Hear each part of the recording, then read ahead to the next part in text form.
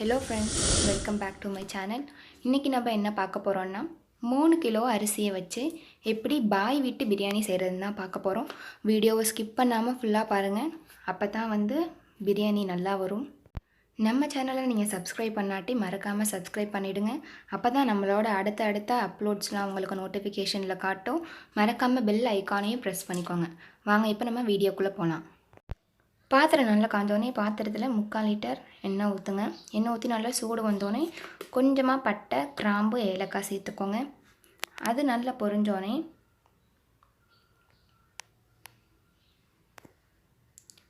நம்ம கட் பண்ணி வச்சுருக்க வெங்காயத்தை போடுங்க. வெங்காயம் 2 கிலோ. நம்ம இப்போ 3 கிலோ அரிசியில் பிரியாணி செய்ய போகிறனால வெங்காயம் 2 கிலோ போட்டுக்கணும். அப்போ தான் பிரியாணி டேஸ்ட்டாக இருக்கும். இதை இப்போது நல்லா கிண்டிக்கிட்டே இருங்க. வெங்காயம் நல்லா பொன்னிறமாக சிவக்கணும். அது வரைக்கும் அதை கிண்டிக்கிட்டே இருங்க.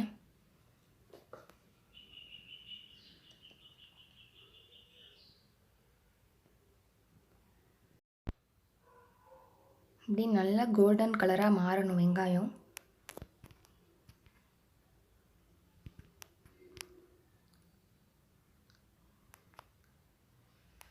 இப்படி கலர் மாறினதுக்கப்புறம் தக்காளி 1.5 கிலோ ஆட் பண்ணிக்கணும். 3 கிலோ அரிசி, அதுக்கு 2 கிலோ வெங்காயமும் 1.5 கிலோ தக்காளியும் ஆட் பண்ணிக்கணும்.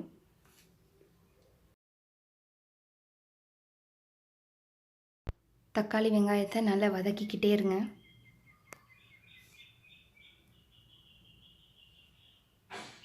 இப்போ கொஞ்சம் உப்பு ஆட் பண்ணலாம்.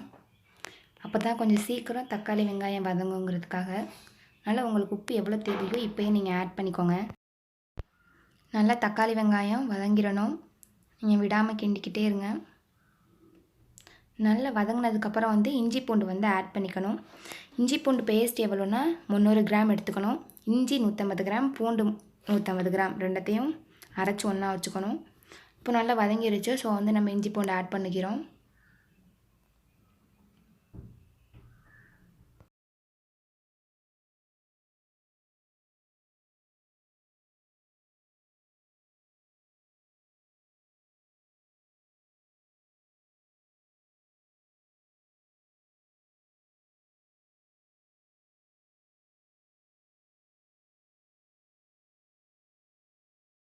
பூண்டோட பச்சை ஸ்மெல் போனதுக்கப்புறம் பச்சை மிளகா ஆட் பண்ணிக்கலாம். 5 பச்சை மிளகா போதும்.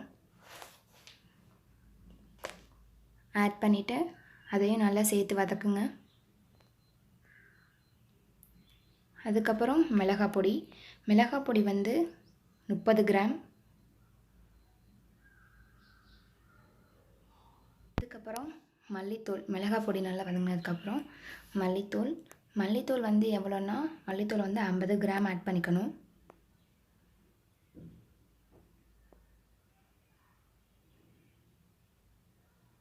இப்போது அதையும் நல்லா கிண்டுங்க. அடுப்பை இந்த நேரத்தில் கொஞ்சம் லோ ஃப்ளேமாக வச்சுக்கோங்க.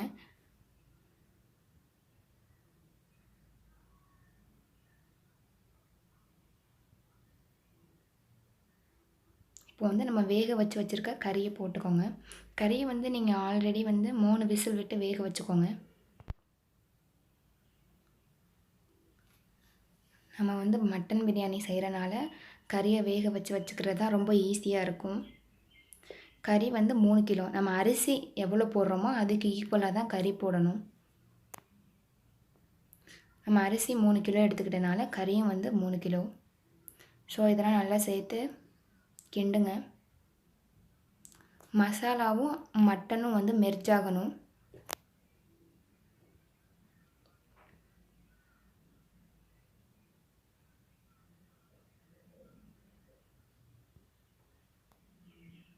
அதுக்கப்புறம் தயிர் இதோட ஆட் பண்ணிக்கோங்க. தயிர் 1/2 லிட்டர் சேர்த்துக்கணும்.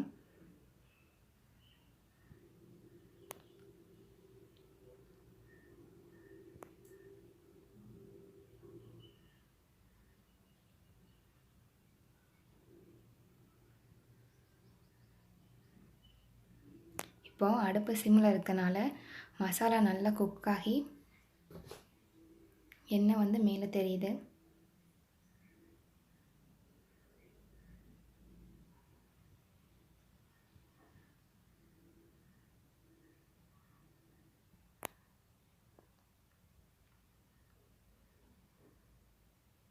கொஞ்சம் விட்டு விட்டு கிண்டிக்கிட்டே இருங்க.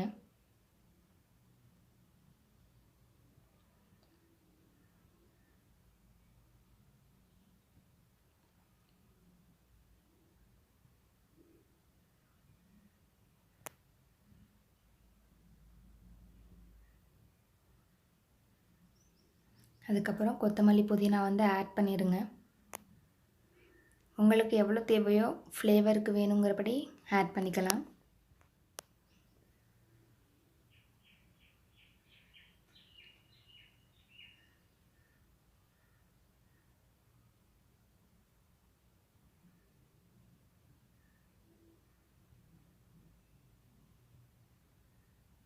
இப்போ வந்து கொஞ்சம் நேரம் மூடிடுங்க. ஒரு 5 மினிட்ஸ் வந்து மூடி குக் பண்ணுங்கள். அதுக்கப்புறம் நான் ஆல்ரெடி 3 கிலோ அரிசிக்கான பிரியாணி மசாலா வந்து போன வீடியோவில் அப்லோட் பண்ணிட்டேன். அதில் என்ன சொல்லியிருக்கனோ அதே ஃபாலோ பண்ணி அதே மாதிரி மசாலா ப்ரிப்பேர் பண்ணி இதோட ஆட் பண்ணிக்கோங்க. அதுக்கப்புறம் தண்ணி.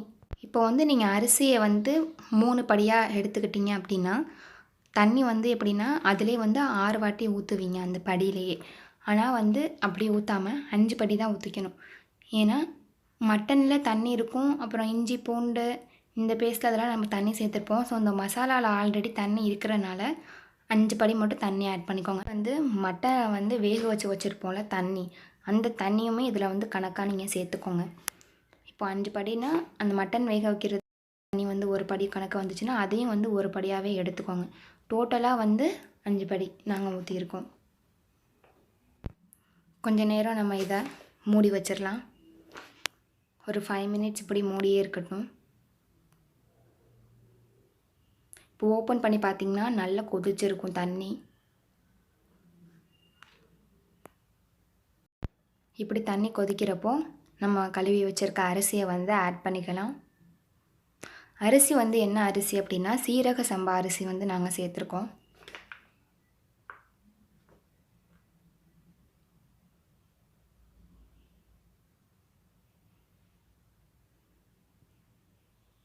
அடுப்பை வந்து குறைச்சி வச்சுட்டு அரிசியை வந்து ஆட் பண்ணுங்கள்.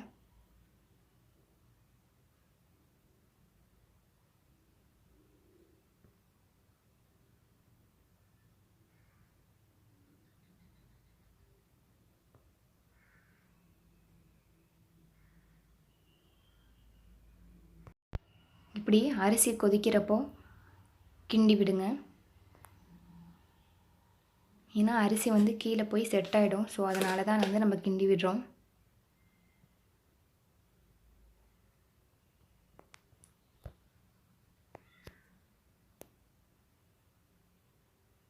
இப்போ வந்து மூடி வச்சிடலாம்.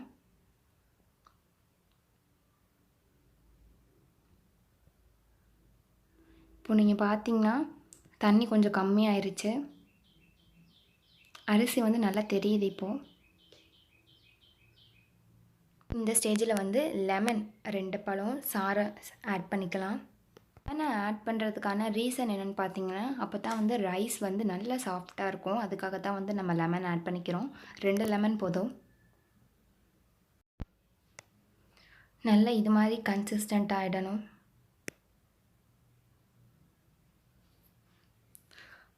நீங்கள் வந்து அப்பப்போ கிண்டிக்கிட்டே இருங்க. அதுக்காக ரொம்ப கிண்டுனா அரிசி வந்து உடஞ்சிரும். தம் போடுற முன்னாடி வரைக்கும் லைட்டாக கிண்டிகிட்டே இருங்க.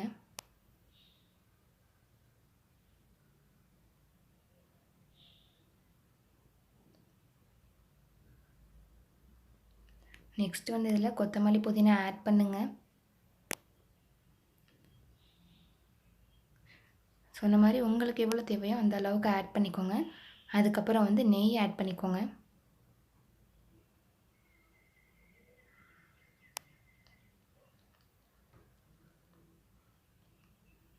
ஆட் பண்ணதுக்கப்புறம் இப்போ வந்து லாஸ்ட்டாக தம் போட போகிறோம்.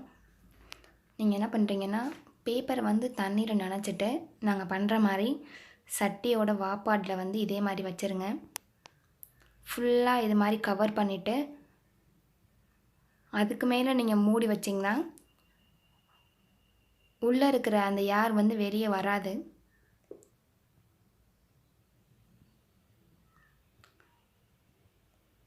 இப்போ வந்து மூடியை வச்சு மூடிடுங்க. தண்ணி வெயிட்டை கொஞ்சம் மேலே வச்சுருங்க. தம் போடுறது எப்படின்னா, ஃபஸ்ட்டு தோசைக்கல்லை வச்சுட்டு அதுக்கு மேலே வந்து பிரியாணி சட்டியை தூக்கி வச்சுருங்க. அடுப்பு வந்து சிம்லேயே இருக்கட்டும். இதுதான் வந்து தம் போடுற ப்ராசஸ். இப்போ தம் ஆகிடுச்சு. வந்து ஒரு 15 மினிட்ஸ் போட்டால் போதும், 1/4 மணி நேரமே போதுமானது. இப்படி வந்து ஓப்பன் பண்ணிங்கன்னா பிரியாணி ரெடி ஆகிடும். அவ்வளோதான், பிரியாணி செஞ்சு முடிச்சாச்சு. இப்போ வந்து நீங்கள் லைட்டாக பிரியாணியை வந்து திருப்பி விடுங்க.